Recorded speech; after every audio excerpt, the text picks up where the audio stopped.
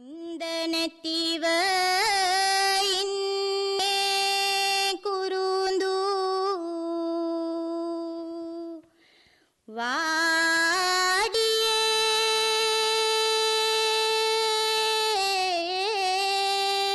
වාඩියේ අන්ධකාර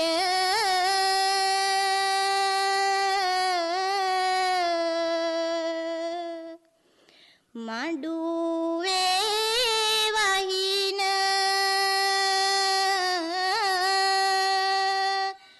කෝඩයේ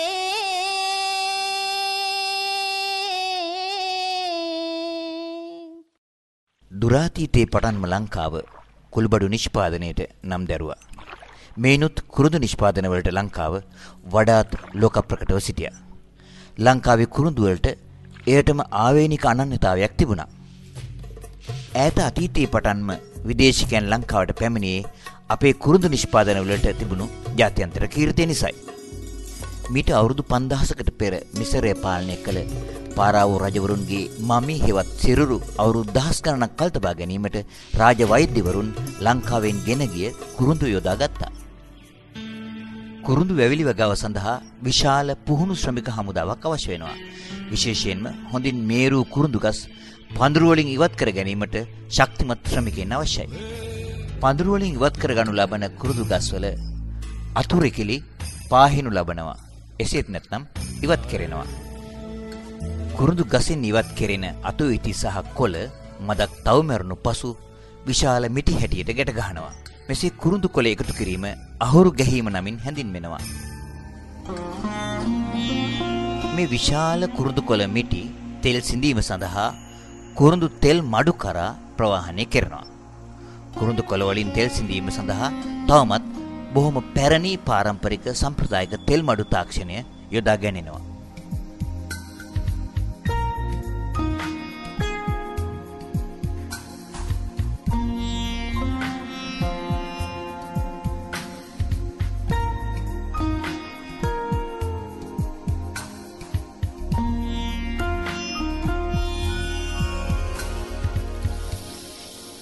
කුරුඳු කොළ වලින් තෙල් සිඳීමට අමතරව කුරුඳු පොතුද යොදාගෙන සගන්ධ තෙල් නිෂ්පාදනය කෙරෙනවා.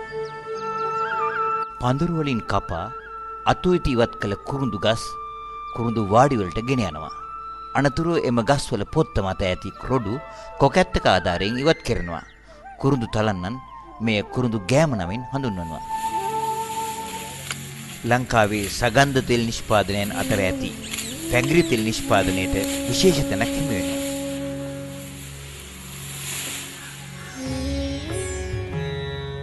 කුරුඳු තෙල් නිෂ්පාදනයේදී මෙන්ම පැංගිරි තෙල් නිෂ්පාදනයේදීත් සම්ප්‍රදායික හුමාල ආසමන ක්‍රියාවලිය යොදා ගැනෙනවා.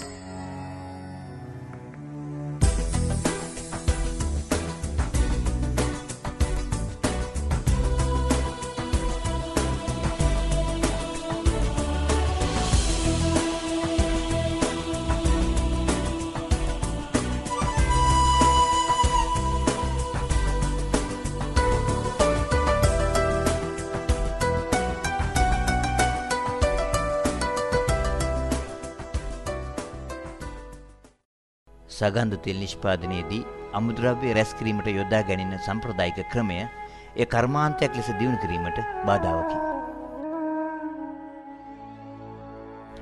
ඒවා වගා කරන ආකාරය මෙන්ම අසනු නෙලා ගැනීමත් නවීකරණය කිරීම අත්‍යවශ්‍යයි.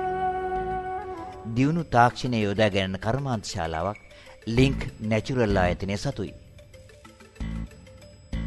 මෙම කර්මාන්ත ශාලාවේදී දියුණු බොයිලරයක් මගින් හුමාලය නිපද වෙනවා.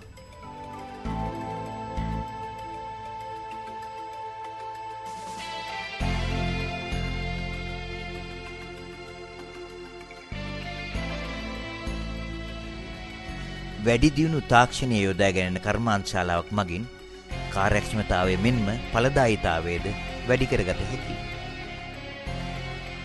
මෙහිදී පාරම්පරික දැනුමට නවීන විද්‍යාව හා තාක්ෂණය සම්මිශ්‍ර කිරීම ඉතා ප්‍රයෝජනවත්ය. සගන්ධ තෙල් ලෝකයේ ඇති රසකාරක හා සුවඳ වර්ග බොහොමයක උල්පතයි. අතිශයින්ම වැදගත් ආර්ථික වටිනාකමක් ඇති නිෂ්පාදන සඳහා අවශ්‍ය වන සගන්ධ තෙල් අමුද්‍රව්‍යයක් හැටියට පමණක් අපනයනය කිරීමෙන් ලංකාවට උපරිම ආර්ථික ප්‍රතිලාභ ලැබීමේ අවස්ථාව මගහැරී යනවා. මේ නිසා අපගේ පාරම්පරික ඥාණයට නව තාක්ෂණය මුසු කිරීම මගින් සගන්ධ තෙල් නිෂ්පාදනය දියුණු කිරීම මේ යුගයේ අභියෝගයයි.